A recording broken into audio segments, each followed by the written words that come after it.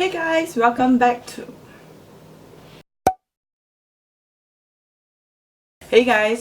to my YouTube channel. My name is Samantha and today's video will be something very interesting. Now, what is teaching? Teaching is actually a craft.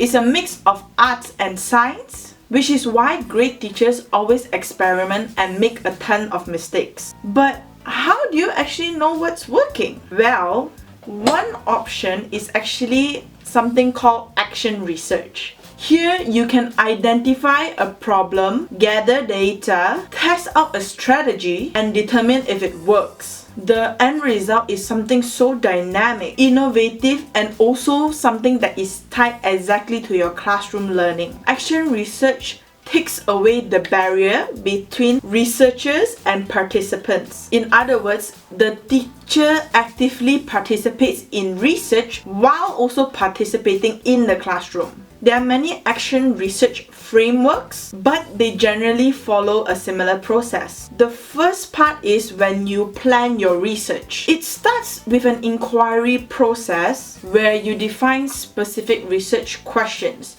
So what do you want to solve? It needs to be something that you can actually test. Next, you conduct some sort of literature review or even just searching up articles on whatever you're trying to fix to gain a deeper understanding of your related research. Then you move on into your design process. This is where you determine your data methods, consider your ethical and conditional issues in your class, get the required permissions, create deadline, and also set up systems. Then you go to the phase where you engage in multiple cycles of experimentation and data collection. Your data might include qualitative data like observation and interviews, or quantitative data like rubric scores and surveys. Then you go to the part where you analyze. You will usually start by organizing your data into either charts or graphs, and then you start looking for trends. You may also discuss it with your peers or your colleagues, or create a cluster map before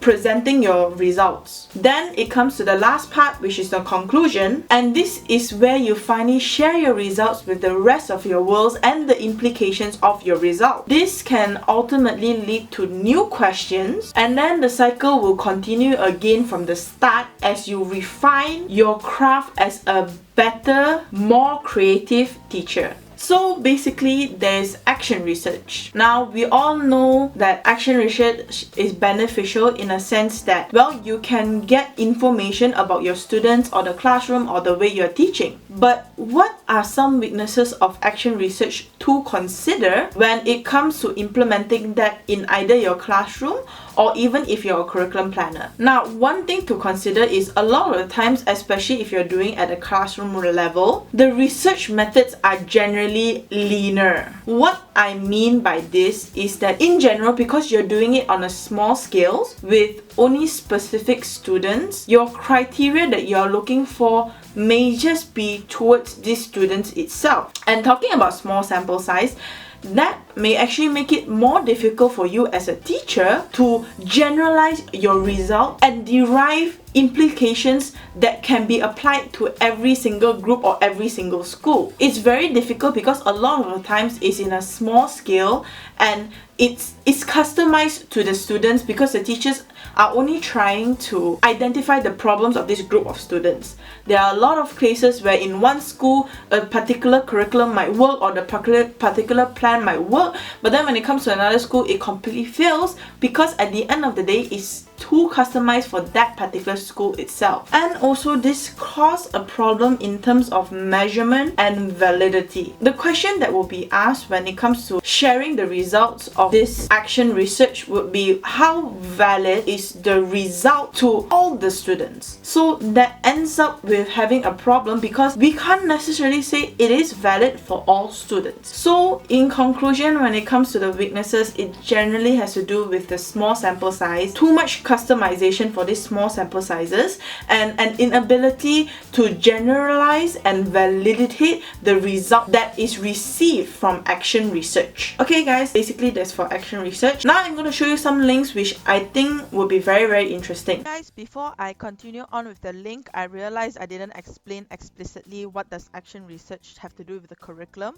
Well, action research helps teachers to implement the curriculum at a classroom level in a logical way that will improve effective learning amongst the student. It helps the teacher identify and solve these issues so that the student may learn effectively. That's why action research was talked about in today's video. Anyway, on to the link. Now, the first one is actually a chapter of a book. It's on the overview of action research, and I got it from Corwin, the website. Basically, with this chapter, it goes more into detail of the action research process. Every single step is taken into consideration. In my video, I only mentioned about all these steps really briefly, and I only mention it in a summarized way. This read is really good so that you can clearly understand how to do action research in your classroom. Now, the second link is a journal article, and it's by Shirley Gandhi, and it's action research at the school level, possibilities and problems. This article talks about what you can get, what are the possibilities of action research when in the classroom, and what are the issues. Now, it is important for teachers to understand